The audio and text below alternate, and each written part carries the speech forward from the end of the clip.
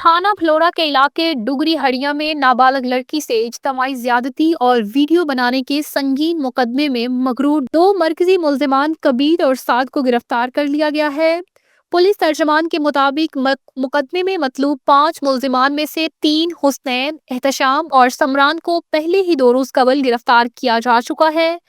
ترجمان پولیس سیالکوٹ کے مطابق ملزمان نے 5 سال قبل ایک نابالغ لڑکی کو اجتماعی زیادتی کا نشانہ بنایا اور اس کی ویڈیو بھی بنائی تھی، جسے منظر عام پر لانے کے بعد متاثرہ لڑکی نے خوف کے مارے طویل عرصے تک خاموشی اختیار کیے رکھی۔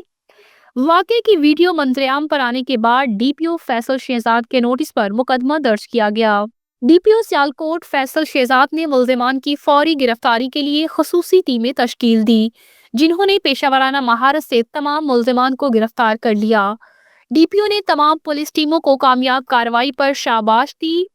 ڈی پی او فیصل شہزاد کا کہنا ہے کہ وزیر اعلیٰ پنجاب مریم نواز شریف کے وی این کے مطابق خواتین اور بچوں کے خلاف جرائم پر زیرو ٹالرنس پالیسی پر سختی سے عمل درآمد جاری ہے۔